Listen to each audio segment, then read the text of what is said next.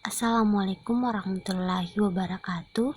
Perkenalkan, nama saya Satria, NIM 20040303158, dan rekan saya atas nama Monik R, NIM 20040303153. Kali ini kami akan membuat video pembelajaran mengenai lingkungan bisnis internasional. Jadi, ada 3 lingkungan bisnis internasional yang akan kita bahas. Yang pertama, lingkungan budaya. Yang kedua, lingkungan politik dan hukum. Yang ketiga, lingkungan teknologi. Materi pertama, lingkungan budaya. Perkenalkan, nama saya Monik R dengan NIM 20040300153. Budaya adalah kumpulan nilai, kepercayaan, perilaku, dan sikap yang membedakan sebuah masyarakat dengan masyarakat lainnya. Budaya merupakan sesuatu hal yang tidak berwujud, tersebar luas, dan sulit untuk dipelajari. Adapun elemen pembentuk budaya, yang pertama struktur sosial. Struktur sosial tersebut terdiri dari individu yang membentuk keluarga dan anggota dari sebuah kelompok. Nah, yang kedua, nilai atau perilaku adalah kumpulan prinsip dan standar yang diterima oleh anggota dalam sebuah masyarakat. Yang ketiga, bahasa. Bahasa menjadi pembeda yang utama dari kelompok-kelompok sosial dalam masyarakat. Nah, yang keempat, komunikasi menjadi bagian dari budaya, karena dengan komunikasi ini setiap anggota masyarakat dapat berhubungan. Dan yang kelima, agama memberikan batasan pada peran individu dalam masyarakat, dan agama pula mempengaruhi produk yang dikonsumsi oleh masyarakat. Nah, selanjutnya pengaruh karakteristik budaya terbagi menjadi 4. Yang pertama, jarak kekuasaan. Jarak kekuasaan yang tinggi berarti orang menerima ketidaksetaraan di antara institusi, organisasi, dan orang. Yang kedua, penghindaran ketidakpastian. Berarti anggota dalam suatu masyarakat merasa tidak nyaman dengan ketidakpastian dan ambiguitas.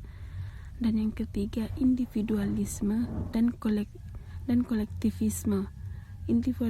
Individualisme mencerminkan nilai terhadap ikatan kerangka sosial yang longgar, di mana masing-masing orang diharapkan untuk mengurus dirinya mereka sendiri.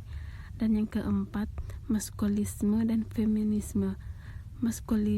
Maskulinitas berarti preferensi budaya terhadap pencapaian kepahlawanan, dan sedangkan feminisme mencerminkan nilai hubungan kerjasama dan pengambilan keputusan dalam kelompok dan kualitas hidup.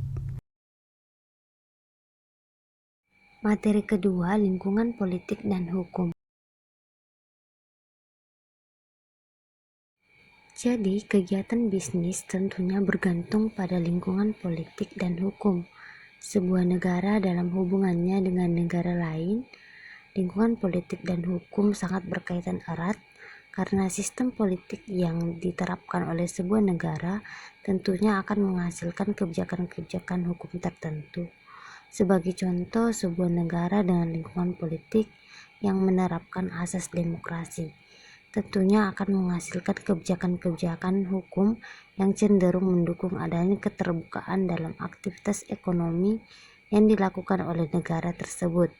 Artinya, kebijakan ekonominya akan cenderung terbuka.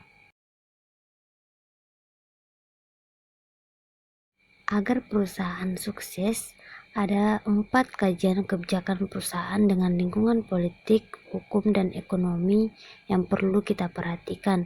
Yang pertama, fungsi-fungsi proses politik. Yang kedua, spektrum politik. Yang ketiga, kategori sistem hukum. Yang keempat, isu-isu hukum dalam bisnis internasional. Fungsi-fungsi proses politik ada 4.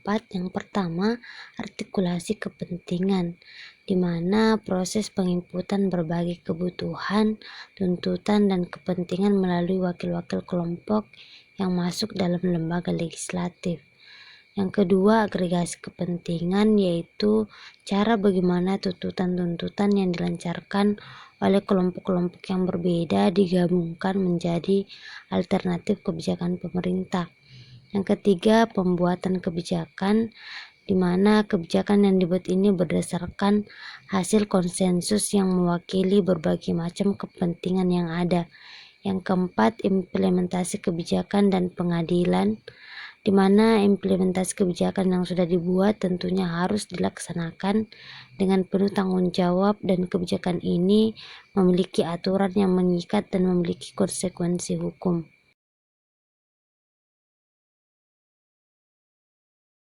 Spektrum politik memiliki dua titik ekstrim, yaitu demokrasi dan totalitarisme.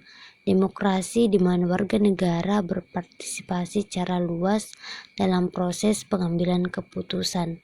Sedangkan totalitarisme di mana proses pembuatan keputusan dikendalikan oleh sekelompok kecil orang. Kategori sistem hukum ada 3. Yang pertama, sistem hukum adat atau kasus yang didasarkan pada tradisi, teladan, dan kebiasaan, di mana pengadilan memiliki peranan yang penting dalam menginterpretasikan hukum sesuai dengan karakteristik. Yang kedua, sistem hukum sipil yang didasarkan pada seperangkat hukum-hukum yang terorganisir dalam kode-kode. Yang ketiga, sistem hukum teokratik. Yang ketiga, sistem hukum teokratik yang berdasarkan pada teladan agama, misalnya hukum Islam.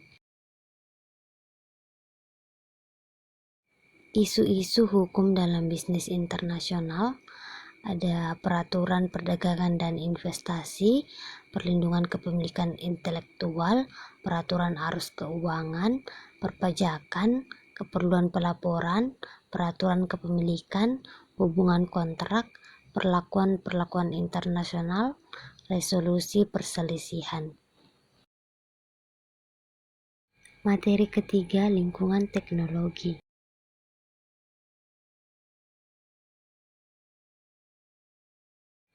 Teknologi merupakan pengetahuan mengenai alat dan metode dalam memproduksi barang dan jasa. Teknologi telah menjadikan proses-proses bisnis lebih efektif, efisien, dan produktif. Dalam hal ini, efektivitas berarti memberikan hasil yang diinginkan. Efisiensi berarti memproduksi barang dan jasa dengan menggunakan sumber daya paling sedikit. Sedangkan produktivitas merupakan rasio jumlah keluaran dengan jumlah masukan.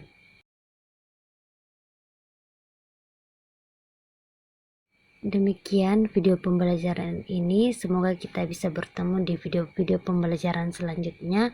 Sampai jumpa dan terima kasih. Wassalamualaikum warahmatullahi wabarakatuh.